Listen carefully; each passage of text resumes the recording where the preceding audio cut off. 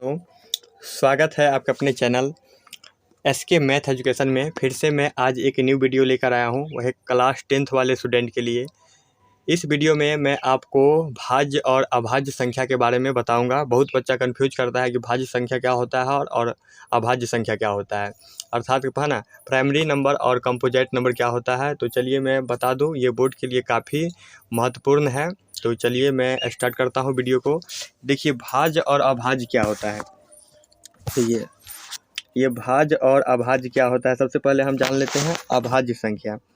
देखिए अभाज्य संख्या क्या होता है, ये देखिए अभाज्य संख्या।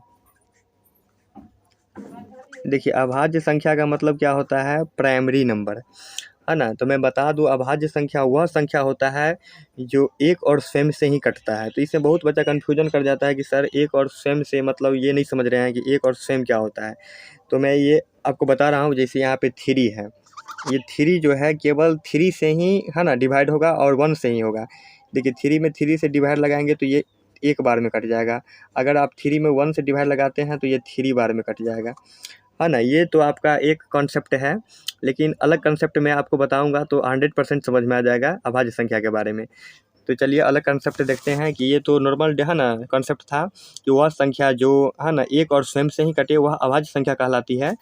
लेकिन मैं आपको अलग कंसेप्ट देता हूँ और सबसे छोटी और सबसे है ना बड़ी अभाज्य संख्या के बारे में भी बताऊँगा मैं आपको। तो चलिए देखते हैं। तो देखिए है ना क्या डिफिनेशन था अभाज्य संख्या का।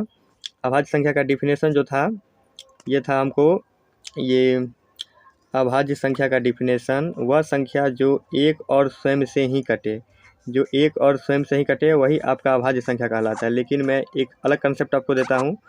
देखिए वह संख्या जब वह संख्या जिसका केवल एक ही है ना, केवल 2 फैक्टर हो, सॉरी केवल 2 फैक्टर हो। जैसे यहाँ एक ले लेते हैं, एक, ये 2, ये 3, ये 4, ये 5, 6 और भी जाएगा।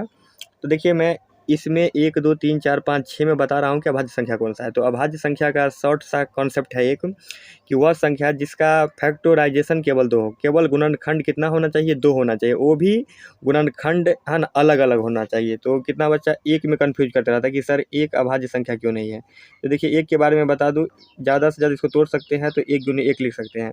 हम क्या बोले कि अभाज्य संख्या वह संख्या जिसका फैक्टराइजेशन गुणनखंड 2 हो, और वो भी 2 है ना गुणनखंड जो होगा वो अलग अलग होना चाहिए। तो एक को तोड़ रहे हैं, तो एक को तोड़ रहे हैं तो सेम गुणनखंड बन रहा है ना, तो ये आपका एक जो है अभाज्य संख्या नहीं है। अब देखिए 2 को चेक कर लेते हैं, 2 अभाज्य संख्या है या नहीं।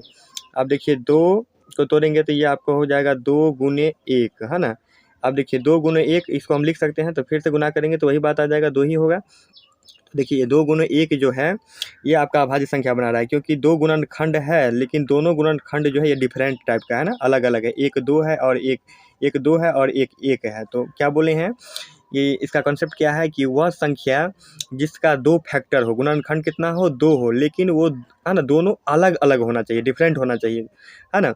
जैसे आप 3 को तोड़ के देख लीजिए, जैसे आप 3 को तोड़िएगा तो जैसे 3 गुने 1 लिखेंगे तो देखिए एक गुणनखंड 1 आ रहा है, एक गुणनखंड 3 आ रहा है, तो दोनों में क्या है, डिफरेंट है ना, दोनों अलग अलग है। तो ये आपका अभाज्य संख्या हो जाएगा। तो आप है ना उम्मीद करते हैं कि अभाज्य संख्या के बारे में आपको अब कन्फ्यूजन नहीं होगा। और देखिए भाज्य संख्या के बारे में आपको बता दूं, भाज्य संख्या क्या होता है। तो भाज्य संख्या के बारे में मैं आपको बताता हूं, भाज्य संख्या क्या होता है। भाज्य संख्या देखिए क्या होता है, वह संख्या जिसका फैक्टर 2 से ज़्यादा हो, वह संख्या जिसका फैक्टर 2 से ज़्यादा हो। जैसे यहाँ से 1 ले लेते हैं, 2 3 4 5 6 7, इसमें आप है ना एक को चेक करके देखिए, है ना, और इसमें 2 से ज़्यादा गुणनखंड होना चाहिए। तो एक को चेक करते हैं तो 1 गुने 1 लिख सकते हैं, तो ये आपका भाज्य संख्या नहीं होगा। क्या बोले हैं कि जिसका फैक्टर 2 से ज़्यादा हो, 2 से ज़्यादा, है ना, 2 से ज़्यादा होगा वही आपका भाज्य संख्या बनाएगी। अब जैसे हमको 2 को तोड़ना है तो 2 को ले लेते हैं, तो जैसे 2 गुने है ना 1, है ना, ज़्यादा से ज़्यादा गुणनखंड कितना बना रहा है, 2। तो क्या बोले हैं 2 से ज़्यादा होना चाहिए वही आपका अब है ना भाज्य संख्या होगा। जैसे आप 3 को तोड़ लीजिए, तो 3 को तोड़ेंगे तो 3 गुने 1 हो सकता है भाज्य, है ना, गुणनखंड कितना बना, केवल 2 बना, इसलिए है ना ये भी आपका भाज्य संख्या नहीं होगा। यहाँ से 4 से स्टार्ट होता है भाज्य संख्या बनना। देखिए 4 को तोड़ के देखिएगा आप, तो ये 4 को तोड़ रहे हैं हम, 4 को तोड़ेंगे तो देखिए यहाँ से 4 ना 2 गुने 4 को तोड़ेंगे तो 2 गुने और 1 लिख सकते हैं। तो देखिए इसका फैक्टर क्या हो गया, 2 से अधिक हो गया, है ना। तो ये आपका भाज्य संख्या बन जाएगा। फिर है ना 5 को तोड़िएगा तो 5 नहीं होगा, 5 एक अभाज्य संख्या हो जाएगा। फिर 6 को तोड़िएगा तो 2 गुने 3 गुने 1 लिख सकते हैं, तो ये भी आपका एक भाज्य संख्या बन जाएगा। तो उम्मीद करते हैं कि भाज्य और अभाज्य के बारे में कंसेप्ट क्लियर होगा। ओके, तब तक के लिए बाय, मिलते हैं नेक्स्ट।